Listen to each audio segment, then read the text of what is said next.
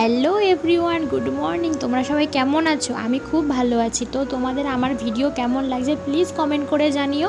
তো সকাল সকাল আমি ঘুম থেকে উঠে পড়েছি, উঠে আগে ঘরটা ঝাড় দিয়ে নিয়েছিলাম, তারপরে চলে এসেছি আমার বিছানাটা ঠিক করতে। তো বিছানাটা ঠিক করা হয়ে গেল। তারপরে আজকে বাইরের ওয়েদারটা দেখো, আজকে খুব সুন্দর রোদ বেরিয়েছে, আজকে কোনো বৃষ্টি নেই। আর এই যে এই ফুলটা দেখছো, এই ফুলটা আমার খুবই ভালো লাগে, এই গাছটা আমাদেরই। আর প্রতিদিনই আমি সকাল সকাল স্নান করি, আজকেও সকাল সকাল স্নান করে নিয়েছি।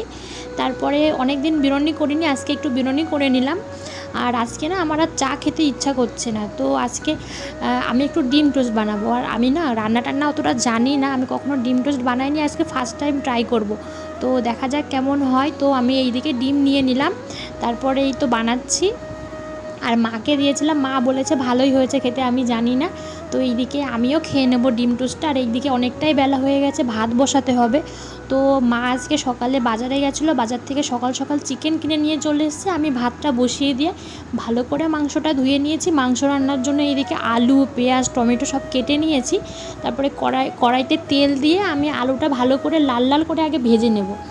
এরপর মাংসটা রান্না করার জন্য কড়াইতে তেল দিয়ে হালকা একটু চিনি দিয়ে দিয়েছি, যাতে কালারটা ভালো আসে। তারপরে তেজপাতা, শুকনো লঙ্কা, জিরে এইগুলো ফোড়ন দিয়ে এরপর পেঁয়াজটা দিয়ে দেবো। পেঁয়াজে হালকা একটু লবণ দেবো, যাতে পেঁয়াজটা তাড়াতাড়ি সিদ্ধ হয়ে যায়। তো পেঁয়াজটা ভাজা ভাজা হয়ে গেলে আদা বাটা, রসুন বাটাটা দিয়ে মশলাটা একটু ভালোভাবে নেড়ে চেড়ে ভেজে নেব। তো তারপরে একটু শুকনো লঙ্কার গুঁড়ো, একটু হলুদ গুঁড়ো দিয়ে সামান্য মতো লবণ দিয়ে ভালো করে কষিয়ে নিতে হবে মশলাটা। মশলা দিয়ে যখন তেল ছেড়ে যাবে তখনই মাংসগুলো দিয়ে দিতে হবে, দিয়ে একটু ভালোভাবে নাড়াচাড়া করে ভালোভাবে মাংসটা কষিয়ে নিতে হবে।